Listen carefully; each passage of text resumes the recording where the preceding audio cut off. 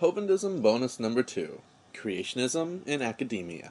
We are briefly going to turn our focus from Mr. Hovind to a much more general and broad claim of creationism. Namely, that creationists are silenced and so horribly abused by academia when they declare their nonsense. To explore the typical reaction of academia, we are going to follow a creationist letter and the academic response in Microbe. Microbe is the monthly news magazine of the American Society for Microbiology. It is not a peer-reviewed technical journal, but is more akin to the news and feature articles found in Science or Nature, with the exception that it is specialized to issues in microbiology. The Creationist letter appeared in the May 2008 issue and was written by Dr. George T. Javer of Loma Linda University School of Medicine.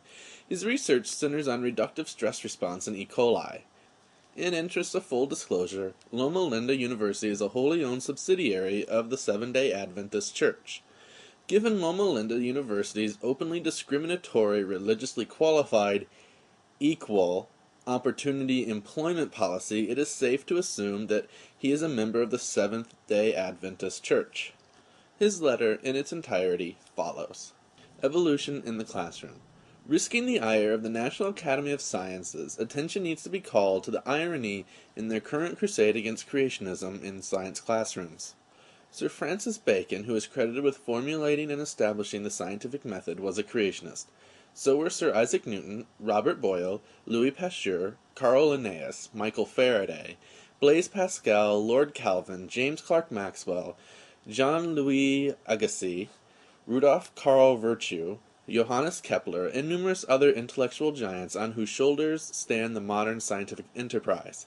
Clearly, creationism did not hinder the scientific work of these greats. Rather, it encouraged them to seek keener insights into the secrets of the physical realm. Permitting students to peek outside the box of evolution is hardly a dilution of science. Rather, it is granting them freedom of imagination and thought similar to what students of previous generations were allowed to have. George T. Javer, Loma Linda University School of Medicine, Loma Linda, California. If you are at all familiar with our previous work, you will readily recognize Dr. Javer's entire letter as just an argument from authority, or in this case, authority. The response appeared in the July 2008 issue. It was written by Stephen K. Ferrand of the University of Illinois at Urbana-Champaign, Department of Microbiology. His research focuses on the molecular biology of the interaction between the plant pathogen, Agrobacterium tumefaciens, and its host. Again, in full disclosure, the University of Illinois at Urbana-Champaign is a Research 1 public university.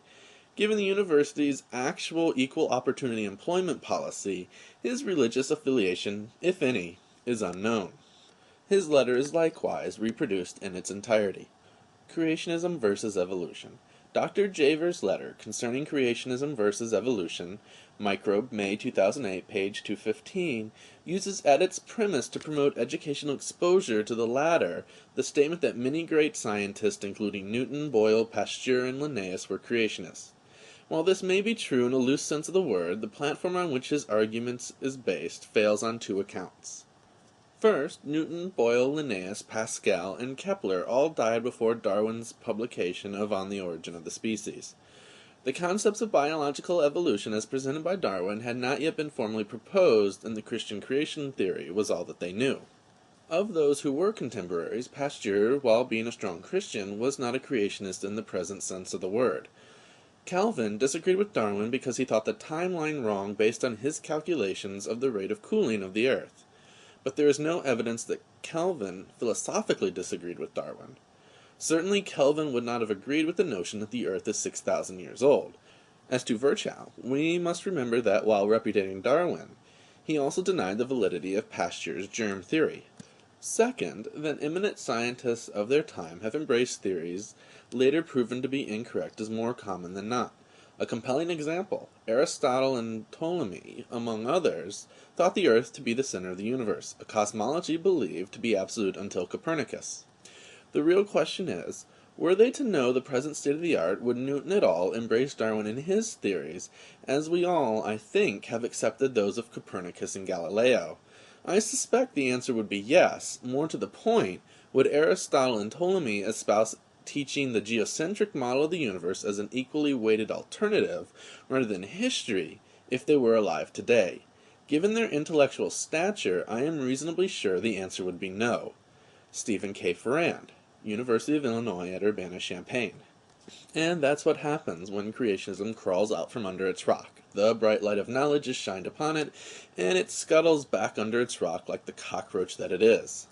Javer was not persecuted in any way, as creationists so often claim they are. The errors in his logic were exposed, and everyone can have a quiet chuckle at his admission that creationism is the product of the freedom of imagination.